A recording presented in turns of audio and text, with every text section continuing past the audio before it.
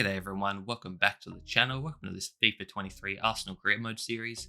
This is episode 39. Make sure to check out the previous episodes to see how we got here. And make sure to drop a like, comment and subscribe if you enjoy, it really helps me out.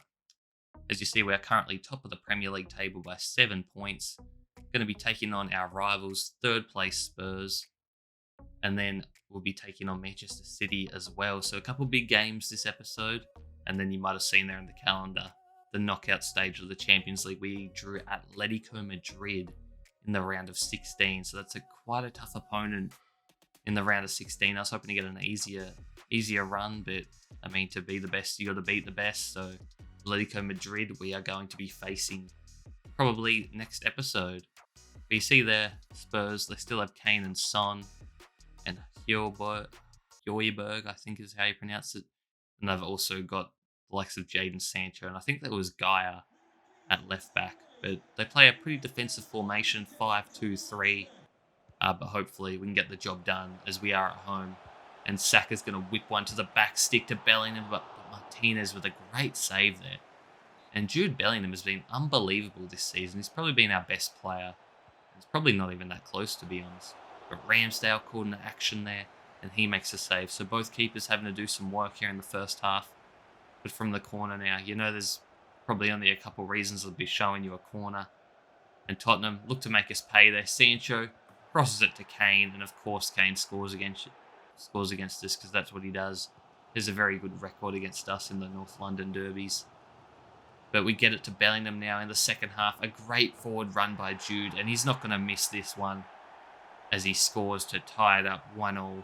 And you probably think next goal wins it now. Not too much long in the game remaining. It's going to be Dest in at left back for the likes of Tierney, who I believe is currently injured. And we get it back to him. We find Declan Rice to Ødegaard to Jesus. Jesus back to the captain Ødegaard with a great finish and a captain's goal when you needed it the most. Our big-time player makes big-time plays and gets us all 3 points from this one. A great result, and it probably extends our lead in the Premier League table as well and just lets Tottenham know that they have no chance. See there, the stat-wise, we played quite well, so deservedly so won the game. But Tottenham did have more possession, but we just had created way more chances than them. Next up, we have Brentford, who are basically at the other end of the table. I think they might be in the relegation zone, not too sure. But we are playing at their home ground, so it could be a little bit tricky.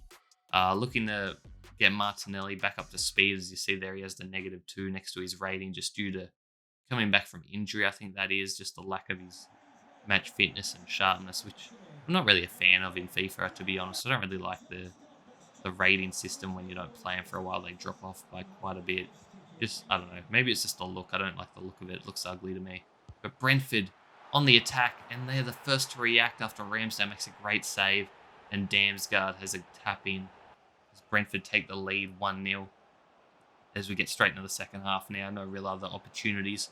Martinelli whips one across, nearly ricochets in off the Brentford man, but it's kept out for now as Saka finds Bellingham. Bellingham to Jesus. Jesus into Ødegaard. Can Ødegaard get another one? No, he cannot. The keeper makes a great save. But we're going to look to come straight back as this equaliser looks like it's only moments away now. To Bellingham, to Ødegaard, through to Jesus, and Jesus will hit one, and Jesus scores. Gabriel Jesus, it had to be him. He's not having a great season. I mean, he's having a great season, but probably not as great as his previous ones. But that's all right. Makes it a bit more realistic, and he's still probably in the running for the Golden Boot. He's just not leading it at this stage. But we end up only drawing that one, 1-1. It's only 1 point picked up there. A little bit disappointing, so we should not be dropping points to Brentford. As we have a different game now and a whole different competition. It's going to be up against Ipswich. Obviously rotating the squad quite a bit there, but obviously our team is well than beyond capable of getting the win here against this team. It is at home as well, so obviously want to put on a good show for the fans. There's going to be Ipswich who are on the attack first, and they've drawn a penalty, a silly, clumsy challenge there from, I think that was the young centre-back in Bella Kotchap, who has great potential, but not really showing it at the moment. But our keeper makes a great save there from the penalty mark. And it's still 0-0 as Dest looks to cut one across the keeper. can't, gets it back. But this time he does. Milinkovic-Savic gives us the lead there. As we skip ahead now to pretty deep in the second half. We try to get a shot off, gets blocked. But we're coming again through Musa. But Milinkovic-Savic, can he get a second? Cuts it back, nutmegs the defender, and Smith Rowe makes the darting run at the back post there to seal the deal. As we look to get one more for good measure, it's going to be Leandro Trossard with an acrobatic finish there. What a goal that was. That could be in the running for goal of the season there. What a great volley that was.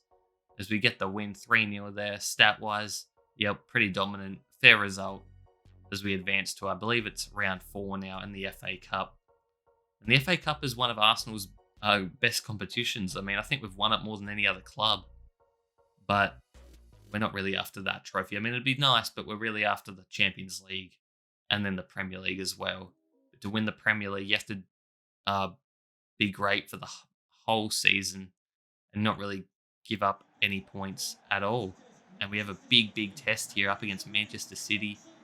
This is at our home ground, but Manchester City are a different breed.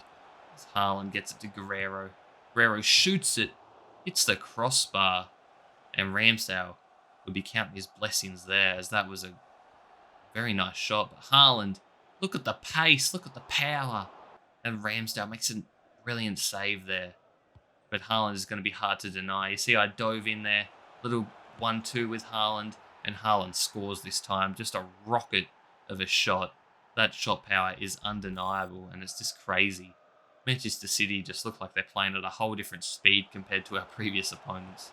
As we look to chip the keeper here early on in the second half, but Edison gets it back and knocks it off the line there to keep them with the lead. And it's going to be Armada now. Armada ball rolls me, and I think it's Gabriel this time. We give away another penalty, and Gabriel can be a bit rash at times, and you're just going to have to live with it. But Haaland steps up at Ramsdale, nearly KOs himself onto the post there, but he makes the save. And we've made 2 penalty saves in 2 games, one with each keeper as well. So we're still in this. But if Manchester City get another one, it's probably all she wrote. And Haaland gets it stolen. Saliba to Rice. Milinkovic-Savic gets it stolen by Rodri. Rodri waits for Haaland to get back on side. Haaland does a defender and then shoots it and scores. And he's got him the 3 points there. Makes it 2-0.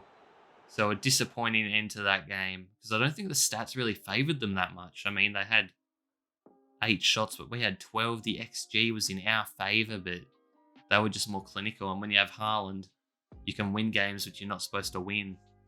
But it was a very even game.